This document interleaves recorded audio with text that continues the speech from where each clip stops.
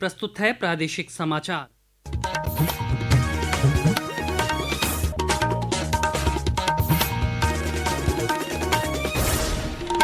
मुख्य समाचार। मुख्यमंत्री योगी आदित्यनाथ की अध्यक्षता में आज हुई मंत्रिपरिषद की बैठक में 19 प्रस्ताव हुए पारित। पूर्व प्रधानमंत्री अटल बिहारी वाजपेयी के नाम पर छात्रवृत्ति योजना को मिली मंजूरी। हर वर्ष 5 छात्रों को मिलेगा विदेश में पढ़ने का मौका। मुख्यमंत्री ने संभल में 659 करोड़ रुपए की 222 परियोजनाओं का किया लोकार्पण और शिलान्यास। कहा, विरासत के संरक्षण से सार्थक होता है विकास। मथुरा में श्री कृष्ण जन्माष्टमी के भव्य आयोजन को लेकर तैयारियां तेज। साफ सफाई, सजावट और सुरक्षा को लेकर जिलाधिकारी ने दिए आवश्यक दिशा निर्देश। और प्रदेश के 24 जिलों के करीब 1200 गांव बाढ़ से प्रभावित। नगर विकास मंत्री ए.के. शर्मा ने वाराणसी, बलिया और गाजीपुर का दौरा कर जाना पीड़ितों का हाल।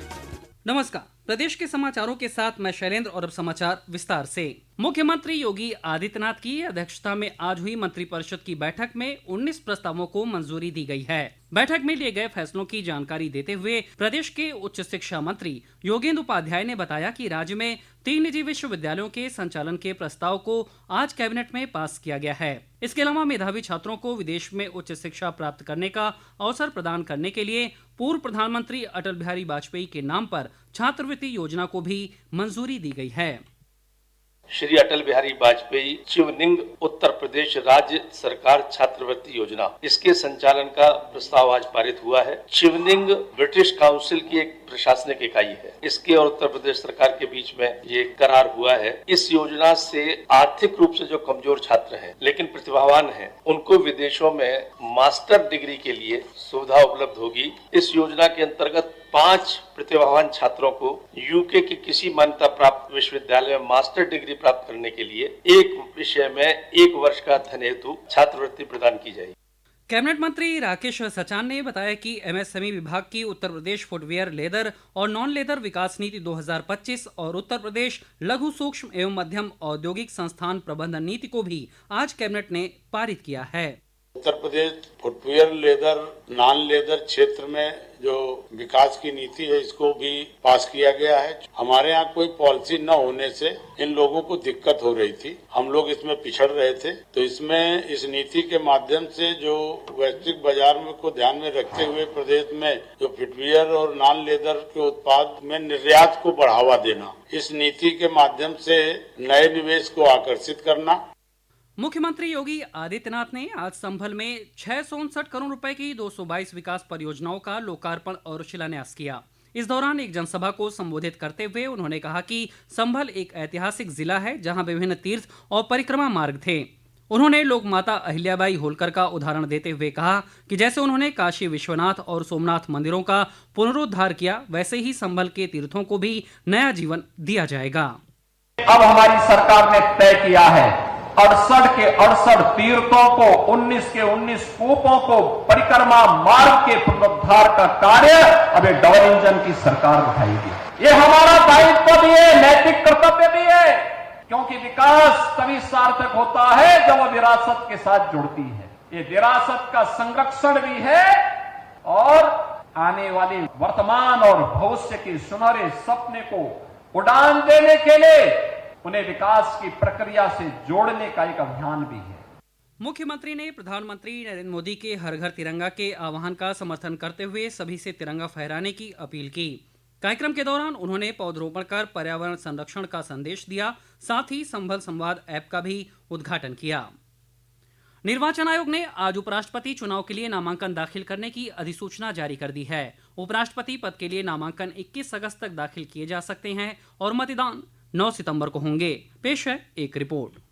पिछले महीने उपराष्ट्रपति पद से जगदीप धनखड़ के इस्तीफे के बाद यह चुनाव आवश्यक हो गया है। यह 17वां उपराष्ट्रपति पद के लिए चुनाव होगा। उपराष्ट्रपति का चुनाव एक निर्वाचक मंडल द्वारा किया जाता है, जिसमें लोकसभा और राज्यसभा के सदस्य शामिल होते हैं। अधिसूचना के अनुसार इच्छुक उम्मीदवार इस महीने की 21 तारीख तक अपना नामांकन दाखिल कर सकते हैं। नामांकन पत्रों की जाँच 22 अगस्त को होगी, जबकि नाम वापस लेने की अंतिम तिथि इस महीने की 25 तारीख होगी। मतगणना 9 सितंबर को होगी। सकलैन अख्तर, आकाशवाणी समाचार, दिल्ली। ये समाचार आप आकाशवाणी लखनऊ से सुन रहे हैं। ताज़ा समाचार जानने के लिए आप हमारी वेबसाइट newsonair.gov.in पर लॉगिन कर सकते हैं। इसके साथ ही आप प्रादेशिक समाचारों का ये बुलेटिन हमारे YouTube channel news on AIR Lucknow पर भी सुन सकते हैं। प्रदेश के खादी एवं ग्रामोद्योग मंत्री राकेश सचान ने आज कानपुर में 11वें राष्ट्रीय हथकरघा दिवस पर आयोजित बुनकर सम्मान समारोह में शिरकत की। इस दौरान संत कबीर राज्य हथकरघा पुरस्कार योजना के अंतर्गत प्रदेश के 13 जनपदों के 39 उत्कृष्ट बुनकरों को सम्मानित किया गया। कार्यक्रम को संबोधित करते हुए कैबिनेट मंत्री ने कहा कि प्रदेश सरकार बुनकरों के हितों की रक्षा और हथकरघा उद्योग के संवर्धन के लिए लगातार काम कर रही है। श्री कृष्ण जन्माष्टमी को लेकर मथुरा में विशेष तैयारियां शुरू हो चुकी हैं। श्री कृष्ण जन्मोत्सव पर बड़ी संख्या में श्रद्धालुओं के आने की संभावना को देखते हुए सुरक्षा के कड़े इंतजाम किए जा रहे हैं। इसी क्रम में जिलाधिकारी चंद्र प्रकाश सिंह ने बैठक कर आवश्यक दिशा निर्देश दिए। बैठक में हर घर तिरंगा अभियान को लेकर समीक्षा भी की गई। जिलाधिकारी ने बताया कि जन्माष्टमी को भव्य रूप से मनाने के लिए सुरक्षा व्यवस्था समेत सड़कों की मरम्मत, मार्गों का सौंदर्यीकरण और शहर की सजावट पर विशेष ध्यान दिया जा रहा है। पूरे मथुरा को, पूरे वृंदावन को और पूरे हमारे मथुरा जनपद को किस तरीके से साफ सफाई का मानक स्थापित किया जाए, कैसे उनको सजाया जाए, जो लाखों लाख श्रद्धालु आते हैं उनको यहाँ किसी प्रकार की असुविधा ना हो। और यहाँ की छठा, क्योंकि भगवान जी का जन्मदिन हम लोग मनाते हैं, वो एक बहुत ही दिव्य और भव्य तरीके से मनाई जाए। इसी के लिए हम लोगों ने तैयारी बैठक रखी है और मेरा पूरा प्रयास रहेगा कि इस बार की जो जन्माष्टमी है वो चाहे वो सफाई का मानक हो, चाहे सजावट का मानक हो, चाहे भंडारों में व्यवस्था का मानक हो, वो एक उत्कृष्ट उदाहरण के रूप में पेश हो। प्रदेश में 2 अगस्त से 15 अगस्त तक चलाए जा रहे हर घर तिरंगा अभियान के तहत विभिन्न कार्यक्रम आयोजित किए जा रहे हैं। इसी कड़ी में लखनऊ स्थित ख्वाजा मोइनुद्दीन चिश्ती भाषा विश्वविद्यालय में तिरंगा थीम पर राखी मेकिंग प्रतियोगिता का आयोजन किया गया। शाहजहांपुर में भी जिले के परिषदीय विद्यालयों में हर घर तिरंगा अभियान के तहत विविध कार्यक्रम आयोजित किए गए। इस दौरान छात्रों से अपील की गई कि वे अपने अपने घरों पर तिरंगा फहराकर अभियान को सफल बनाएं। अमरोहा में स्कूली बच्चों की बनाई हुई तिरंगा राखियां भारतीय सेना के जवानों को भेजी जाएंगी। उत्तर प्रदेश पर्यटन विभाग 23 से 25 सितंबर के बीच फ्रांस की राजधानी पेरिस में आयोजित होने जा रहे international and French travel market top रेसा 2025 में भागीदारी करेगा। इस आयोजन में 120 से अधिक देशों के प्रतिनिधि शामिल होंगे। प्रदेश में रुक रुक कर हो रही बारिश से करीब 24 जिलों के 1200 गांव बाढ़ की चपेट में हैं। बदायूं, वाराणसी, बलिया और गाजीपुर में गंगा, लखीमपुर खीरी में शारदा, बाराबंकी, अयोध्या और बलिया में घाघरा नदी खतरे के निशान के ऊपर बह रही है। नेपाल से पानी छोड़े जाने के कारण अयोध्या में सरयू नदी भी खतरे के निशान के पार पहुंच गई है। सभी बाढ़ चौकियों को अलर्ट किया गया है। बाढ़ की स्थिति का जायजा लेने पहुंचे एसडीएम सदर राम प्रकाश तिवारी ने लोगों से अपील की कि वे सुरक्षित स्थान पर शरण लें।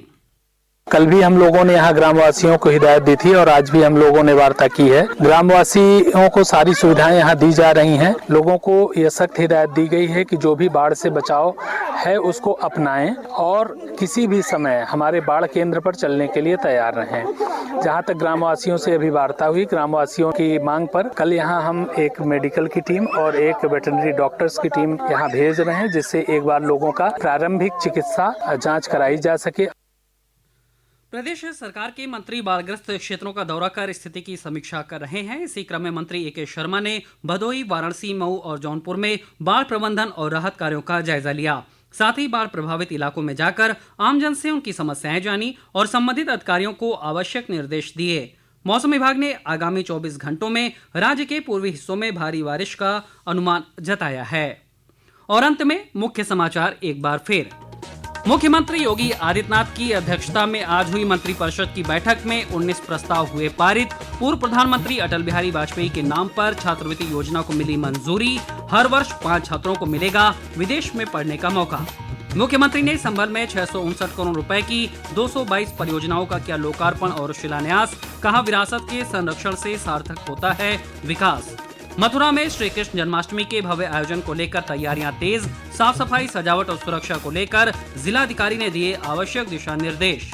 और प्रदेश के 24 जिलों के करीब 1200 गांव बाढ़ से प्रभावित। नगर विकास मंत्री ए.के. शर्मा ने वाराणसी, बलिया और गाजीपुर का दौरा कर जाना पीड़ितों का हाल। इसी के साथ प्रादेशिक समाचारों का ये बुलेटिन समाप्त हुआ। अगला बुलेटिन रात 8 बजे FM पर प्रसारित किया जाएगा। नमस्कार।